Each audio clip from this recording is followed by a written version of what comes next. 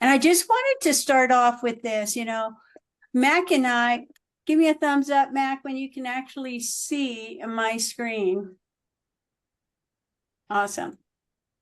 So, this is where Gamma could have came in handy, but I was taking care of some $1 million mingle things.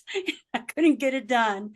So listen to Kathy, because Gamma could bring your slides to life. But today, my message to you is this, okay? How many of you are veterans? Please raise your hand. There you go. We got 3 veterans here. Mac is right. I am not from a family that is from military. Why? Because majority, when I was growing up, I was part of the time period where my brothers could be drafted. Anybody remember that? Right? And it was so amazing because when my brother turned 18, the draft went away. And so I am not from a military family, but you know what? My heart does live with our military family. Why? Because in Hawaii, my home was the home for a lot of military kids. And I got them from all branches. Why? Because where I lived, I could look down from my street, from the hilltop, I could see Barbers Point Navy Shipyard. If I just turned to the left, I could see Pearl Harbor Naval Shipyard, and I could see Hickam Air Force Base.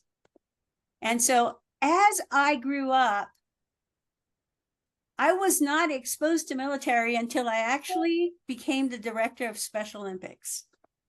I'm going to say this, Mac.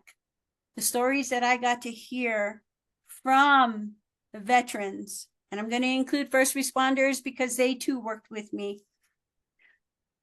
The stories that I got to hear was amazing because in Hawaii, our culture is an oral culture. So we heard stories all the time. And this is why I really do appreciate Val, because she took the time to go get the stories, record it, and she's going to write a book on it. Now, how many of you have a story inside of you? We got 3 veterans here. Do you have a story that you could tell someone? Steve, I saw your hand come up. Talk to me a little bit. Well, I was Vietnam era, but I did not go to Vietnam. I went to Germany. And so my biggest complaint was we only got to work in our MOS, which is military occupation. We only got to work in it 2 months out of the year when we went to the field. And so the other time we were just doing,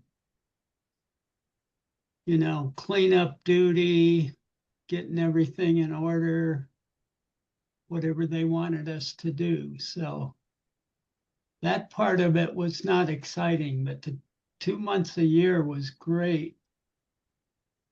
We got to do our job. We loved it. It was, a very teamwork oriented job. We were artillery ballistic meteorologists. So we set up weather balloons, and so they could adjust the artillery for the weather.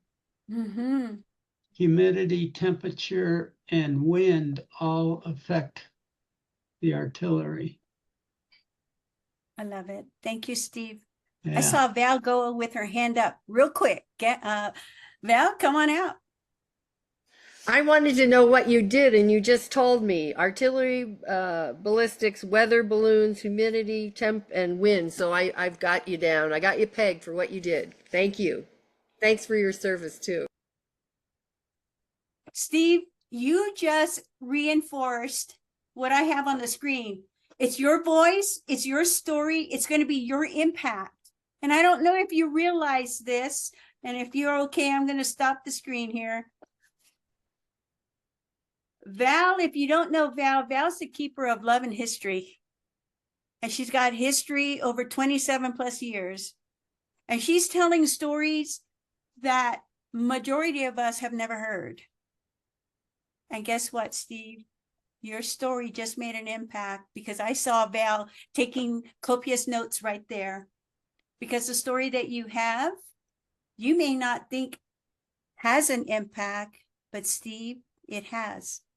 Because for what you did in Germany, for what you did in service, and I'm going to speak also to Mac and also Maggie.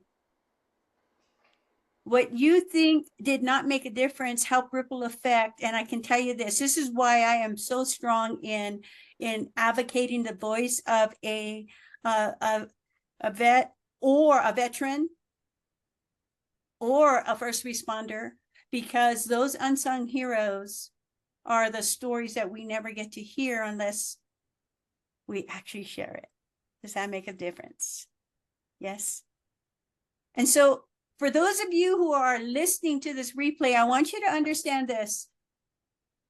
You know, what Mac is doing is giving you an opportunity to give your voice, give your story and your impact. And today, what I'd like to do for you is this, you know, if you believe that you don't have a story, I want you to start reframing that, because you do have a story. And I can tell you this, what I can see of Val, she's already spinning the story that she could tell about you, Steve. Isn't that a gift? And Maggie, in your soft, quiet strength, you got a story behind you too. And I'm not going to ask you to tell the story today. I'm going to save it for another day. You okay with that? Because how many days have I been telling you, Maggie? Step up. Your story does have an impact. And your story is waiting. Someone's waiting to hear the story that you want to tell.